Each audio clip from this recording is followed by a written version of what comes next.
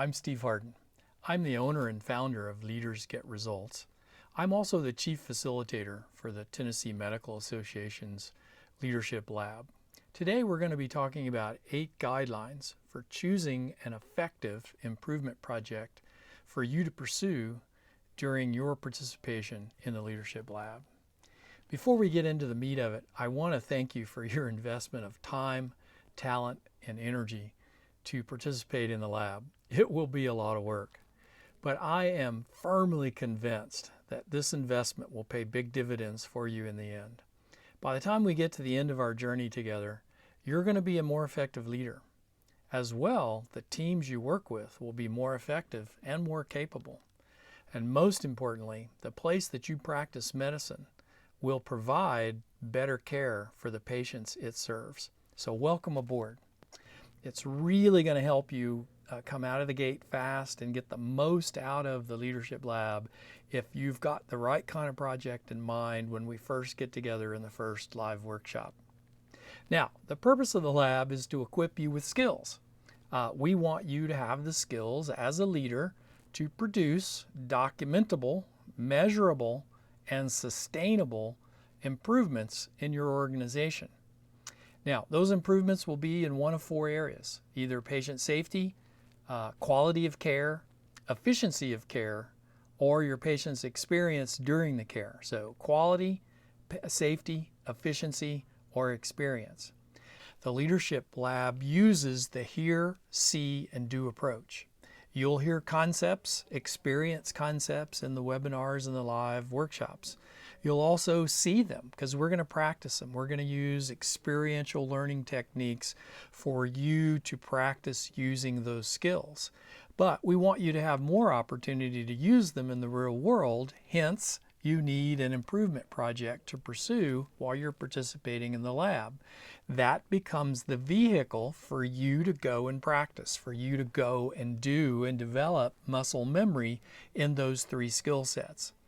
So, it's also true that choosing the wrong project really does hamper your learning experience. You'll be very frustrated. Everything that we're going to do in the lab will become more difficult if you choose the wrong kind of project. That's why we're going to cover those 8 guidelines. Now, to help you understand those 8 guidelines, I'm going to review a project from a previous lab pursued by a participant in that lab. And we'll compare and contrast each one of these 8 guidelines against Heather's project to help you understand the importance of the guideline. Now, when Dr. Heather Roop was a participant in the lab, she was at the time the medical director of the labor and delivery unit at Williamson Medical Center. And her project, the one that she chose to pursue during the lab, was to improve mother and baby skin-to-skin contact after delivery in the labor delivery department. Now, when she began the project at the beginning of the lab, her baseline metric was only 25%. Her desired outcome, her end result, was 75%.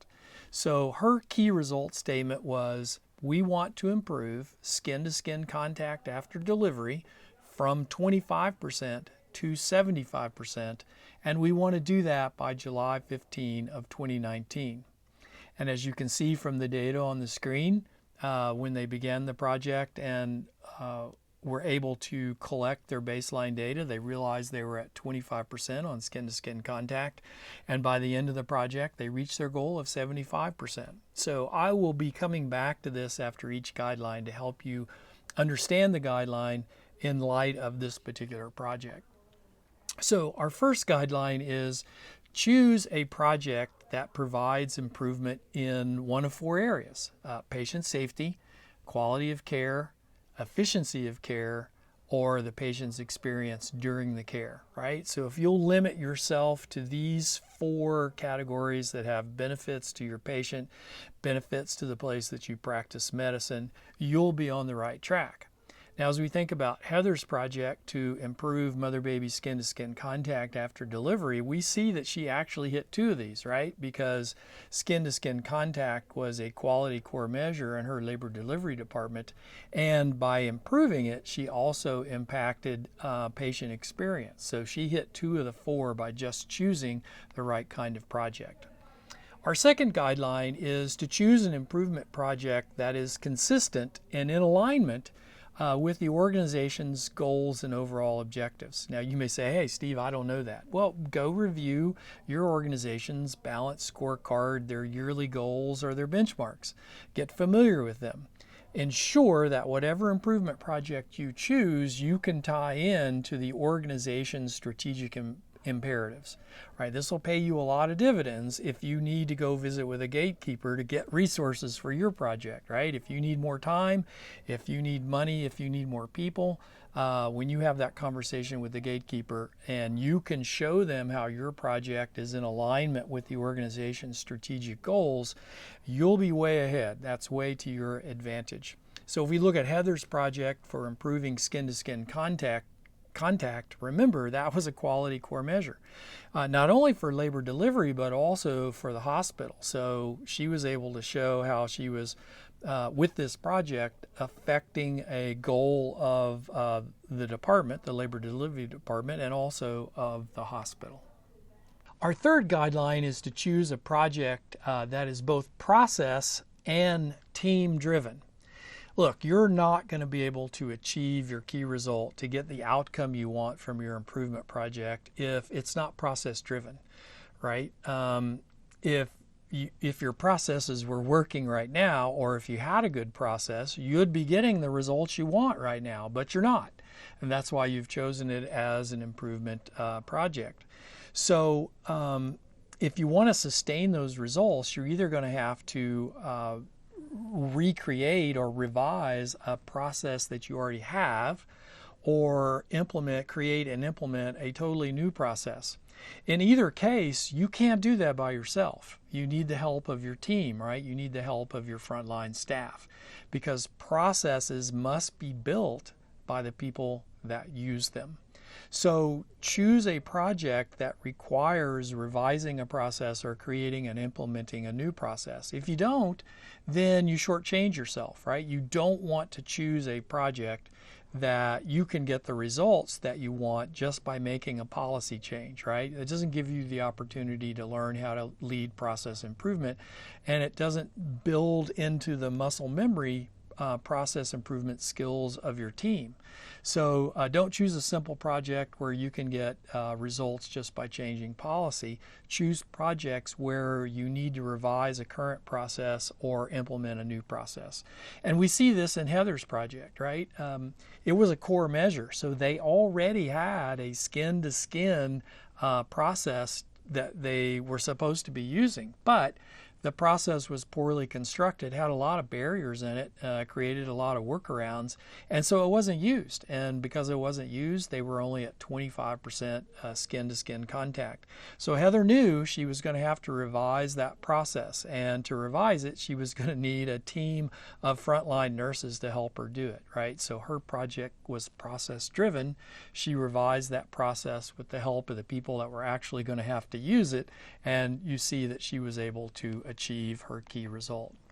Our fourth guideline is to choose a project that can be accomplished with the resources that are within your span of control, right? You don't want to choose a project where you're going to have to work with other departments and other units within the hospital or the organization, right? When you do that, it's going to be a large project by definition.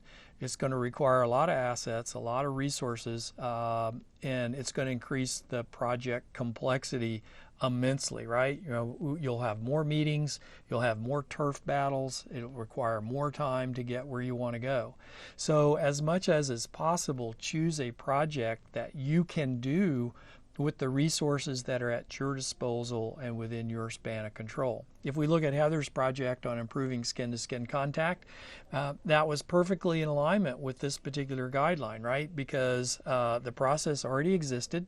It was used by nurses that were within her span of control, with whom she had influence, and she could use those nurses to help her improve the process and therefore get the result that she wanted, right? So be really careful about choosing projects where you're going to need resources from units and parts of the organization that you don't have any control over. Our fifth guideline is to choose a project that's meaningful to both patients and your staff, right? So by now, it should be very clear to you that if you choose a process-driven improvement project, you're going to need your frontline staff to help you build that process, right? And so therefore, you need their buy-in. And if you've chosen poorly, if you've chosen a project that they can't get behind, then you don't get their buy-in, and it becomes really difficult to achieve your end goal. So how do you avoid this?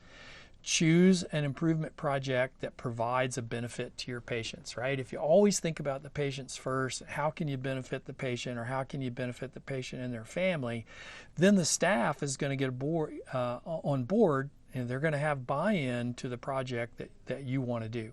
So be careful about choosing a project that provides benefits to patients and patients and their families.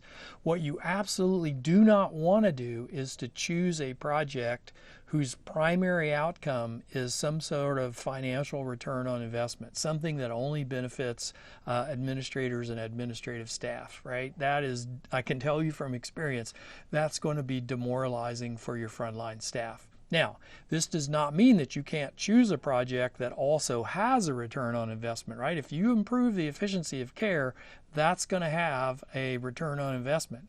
But it's the secondary or tertiary objective of the project, and that's fine. Just don't make it the primary objective of the project, or you'll have a hard time getting buy-in and the help of the folks you need to reach your desired goal. Now, our sixth guideline is to choose a project that's doable in about 6 months. Now, there's nothing magic about 6 months.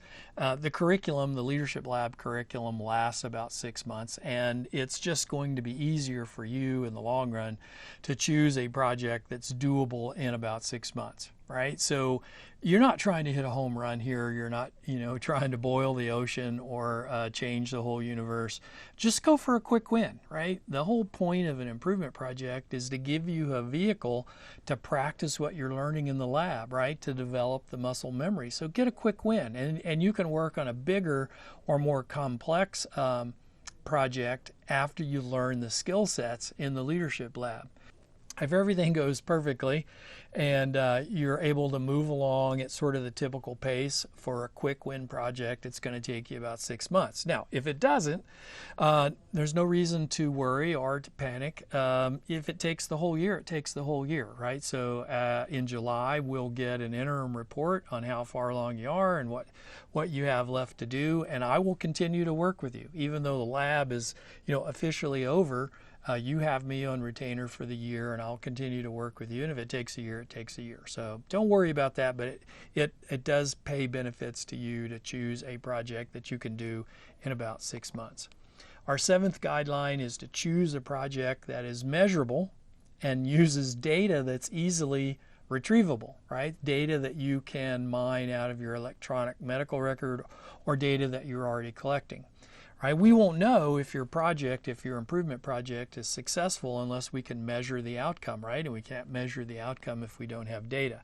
So the most common project selection mistake is to choose an interesting and useful and worthwhile project, but it's something that the organization has never considered before, and they don't have any data to prove what your baseline is.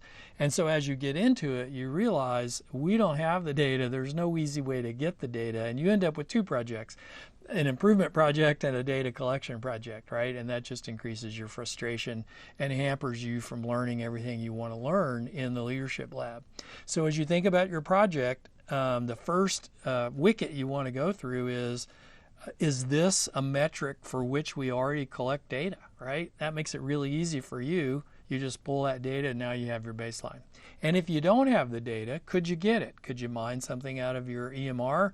Or could you do 2 or 3 days of direct observation and establish your baseline by some direct data collection? right? Or maybe you need to take a survey, right? So maybe your end result is changing a survey outcome, and so you need to run a pre-project baseline survey, right? And that's certainly acceptable as well. What you don't want to do is choose a project that's never been considered before. You have no inkling of the kind of data that and where you'd get that data to establish your baseline. So be very careful about that.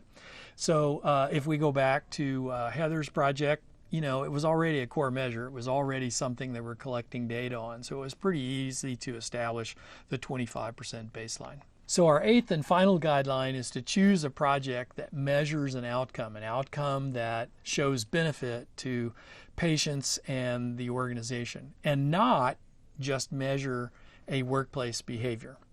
All right, so let me explain this by looking at Heather's project for a second. All right, Heather's project was improve mother-baby skin-to-skin contact after delivery. Now, she could have said the object of the end result of my project is I want my nurses to use the skin-to-skin process 100% of the time. That's our goal, right? And we're going to measure how many times that process could have been used versus how many times it was used. And if we get to 100, then we're successful. But what she would have done had she chosen that as her project is just measure a workplace behavior, right? She wants everyone to use the workplace behavior because she wants an outcome for her patients. And that outcome is mothers and babies that get to have skin-to-skin contact after delivery. So the object is not just using the process. The object is a measurable outcome for the patients, right? So don't make the behavior the end result. Make the patient benefit the end result, right? We will measure the behavior, but what we're really interested in is the patient outcome. All right, so make sure you're measuring an outcome in safety, quality, efficiency, or patient experience, right? And if you do that, and of course you won't get those unless you get a change in workplace behavior, which we'll measure, but if you get an improvement in one of those four areas, then you're on the right track. All right, so if you follow these 8 guidelines, you're really going to increase the likelihood of choosing the right improvement project to pursue when you're participating in the lab, and it will avoid all kinds of heartache and frustration for you. If you have any questions at all, please don't stew on them, right? Email me, text me, call me. I'm at your disposal. I love doing this kind of work. I'd love to hear from you. I want to make sure that you're on the right track. And I look forward to getting started. Thank you for your investment in the lab. I know it's a lot of work, but it's going to pay big dividends for you. Hey, let's go make a dent in the universe, right? I'm a big believer that at the end of the lab, we're going to have changed the world even if just a little bit. We're going to leave the world a better place than we've made it. I look forward to meeting each of you. I look forward to our first webinar, and I'm anxious to begin the journey. Thank you.